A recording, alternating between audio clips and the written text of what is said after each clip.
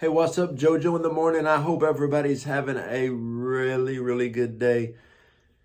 Today, I want to help you, okay? I'm going to need you to take a deep look at yourself today, do an honest evaluation of yourself, and I want to help you, okay? We're going to take a good, hard look at yourself, and hopefully this will make some sense.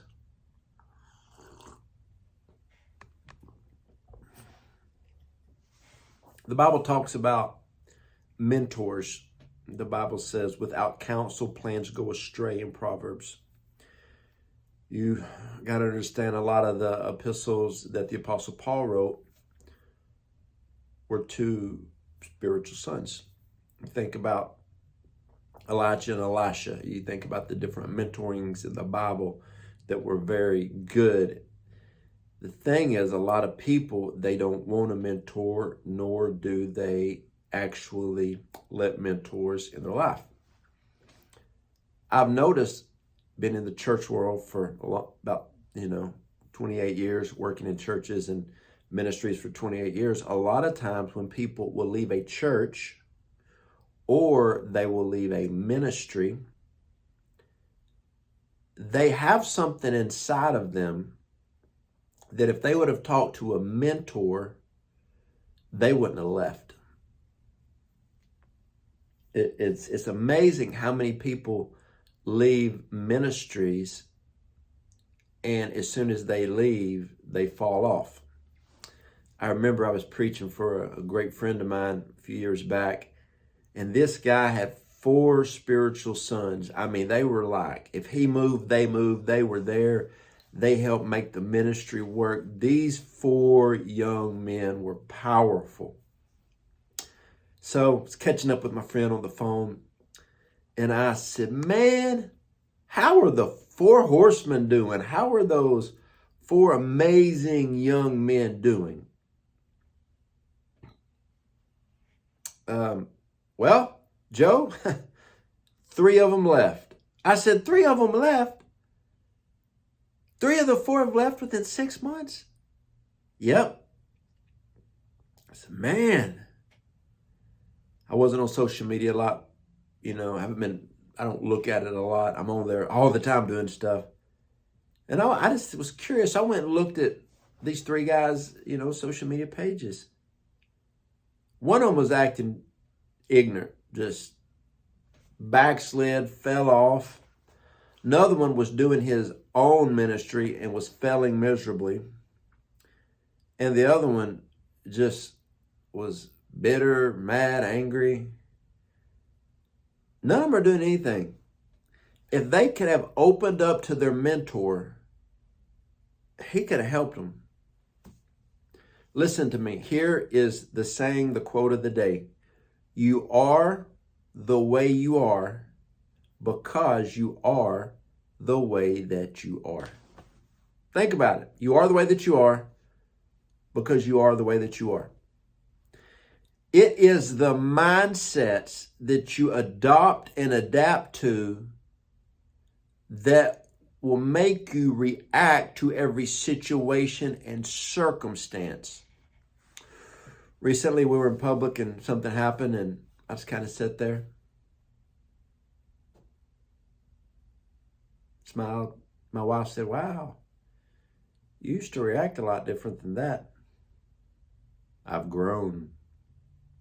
I was with our daughters the other day, and something happened in public, and they looked at me and said, wow, Dad, you've grown. You've evolved. You would have used to acted differently. I said, yeah. I was with my family the other day, and some people were talking, and there was an opportunity for me to speak into this conversation. I just went. My family was like, Dad, you could have injected something into that convo and changed the whole convo. And I said, I did not want to get tied up in that convo. My kids were like, lesson learned. A lot of times in life, I have two mentors in life, and I'll call them and say, hey, one guy is kind of like my business coach, my health coach, and my business coach, and another one's like a ministry mentor. And so I'll call them and talk to them, and they say, tell me what you got going on. And I talk to them, tell them things. Now, they both care about my first thing they'll say, how's Autumn? Good. How's the kids? Good. We watch you on social media. We know they're good. We just won't, they ask me because they care about the family. If you have somebody mentoring you that just cares about you and your gift, you about to get used, okay? Used and abused. I remember one time, and it was years ago, I walked in, I was just having a rough day. I think one of my kids had been sick. Finances were tight. I had a horrible sinus headache. One of my old ministry guys I work for said, how's it going? I said, man, I'll be honest. Didn't sleep much. One of the kids was up half the night. I got a horrible sinus headache and my finances are tight. We better change your face. People are blah, blah, blah. Didn't care about me, just cared about my gift. And I realized then, you need to be around people that care about you, not your gift, not your talent, not your ministry, not the amount of money you give. You need to be around people that care about you, okay? Here's why I am talking about this. I have people all the time message me, for prayer, always offer prayer. And, they're like, oh, I pray God would bless me. I pray God will bless me. Oh, I pray God will bless me. Okay, what do you have that God would bless? What do you mean? Never mind, you already answered me. You don't have anything for God to bless. You're tracking with me? Like recently, someone said, man, is God blessing you? I said, yeah, he's blessing me. And they're like, oh, well, what's he blessing you in? I started naming stuff. They said, wow, you have given God a lot to bless. Man, yeah. Like if someone prophesies to me and says, hey, man, I feel like God's going to bless you. I'm like, good. I got a lot for him to bless. I've got ministries. I've got businesses. I have sown seed. I've done tithes, offerings, lots of offerings. I got seed in the ground, fasted, prayed up. I am positioned. That's why I have these two mentors. Like in one of my businesses, I talked to my business, my health coach, my business coach. He's like, so have you done your due diligence? Have you done the work? Yeah, okay, well then it's going to be blessed. Ministry, like, hey, what are you doing? How's your prayer life? How's prayer meetings going? They track with me on what I've done. How's your life? How's your prayer life? How's your health? How's, healthy things grow, okay? Healthy things grow. And so a lot of people message me, and it concerns me that people are like, oh, I want God to bless me with $500,000, $1 million. I want God to pay my bills off. I'm like, you got a job, you don't make that much money, and you refuse to work overtime. Why are you asking God to do something that, through the good job that you have, you could work some overtime and you could do what you're asking God to do? We need to believe God for the impossible, not your laziness. Ooh, better drink a coffee on that. A lot of prayer requests. A lot of prayer requests people have. They want God to bless their laziness.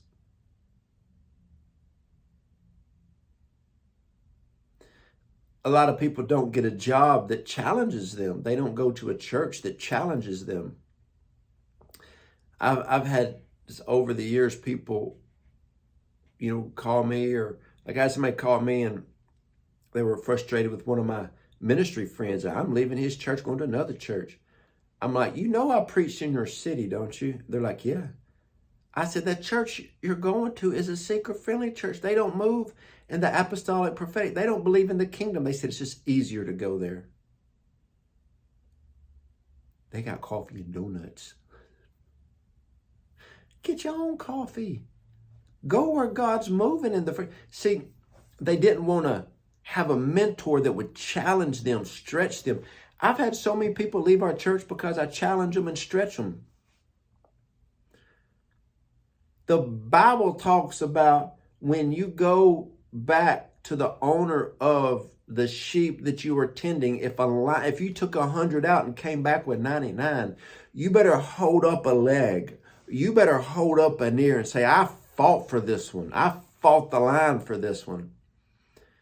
You got to challenge people. You need a mentor who does not care if they hurt your little petty feelings. I was doing a business leadership meeting the other day, and I was talking, and I said, when we have we have 280 health coaches in our health organization, and I said, I just got a few coaches, they don't want to do anything. They're just petty-minded people. And some of the people looked at me like, you just call people petty-minded? Yes, I did. Because they want something for free. They want it just to happen for them. They don't want to work. I remember one time I was preaching at a conference in Edmonton, Alberta, Canada. Up in Canada, I was preaching with Apostle Ryan Lestrange and Apostle Chris Mathis. And we were sitting around talking, and they were talking about their daily life. I remember what drew up the three of us together was our prayer lives. And we talked for a little bit. We're talking about our daily consecration to God. And I remember Apostle Ryan says, let's just all pray for about an hour. Let's pray. So, man, we went after it. The three of us just went after the Lord. You need some friends that just ask you, how's your walk with God, man? What are you hearing from the Lord? You need some mentors. Hey, man, what's God been speaking to you about? So many people in life, they want successful marriages. They want successful ministry. They want successful children, successful businesses, but they're not willing to do the work, and they're not willing to have somebody to speak into their life honestly about that. You need people who will speak into your world. You are the way you are because you are the way that you are. But if you had a mentor that could speak into your weaknesses and tweak them, adjust them, your outcome, like if I was driving this way, I would go this way. But if I tweaked it a little bit, I could go this way. Some of you just need a few adjustments. I got a friend who's a chiropractor. I go by and talk sometimes, and he'll adjust me. And I remember the other day, I walked in. I think I probably sounded like this. My neck was a little bit out of place. And my eyes, I thought, oh, man. He walked in with, and I thought, oh, my goodness. I can breathe. I can breathe. And he said, man, I just had just a few little adjustments. I'm like, whoa. Just my blood started flowing the way it was supposed to flow. Some of you just need somebody to help adjust your mindset. That's why I preach and talk about mindset so much, because there's so many people that your mindset is off. That's what I do. I call my ministry mentor, my apostle. And I just run some stuff by. I'm like, hey, this is what we're doing with worship. This is what I'm doing. I mean, tell me what you think. And what I love about it is he never says, oh, you have to do this. He says, I kind of tell you what I think. Then he'll tell me. He said, well, no, let's just pray into it. So we'll pray. And then he'll tell me what he feels in prayer. So, okay, that's good. You need people like that in your life. People speaking into your life. A lot of people They don't have mentors. They don't allow people to speak truth. They don't sit under good teaching. They don't sit under the right people, if you're going to a church that doesn't have an open heaven in the presence of God, it's not good. Okay, that's not good. You need to be in a place where the presence of God is at so you can hear a word from God for yourself. And you need a mentor in your life who will speak life and blessing to you, who'll be there for you.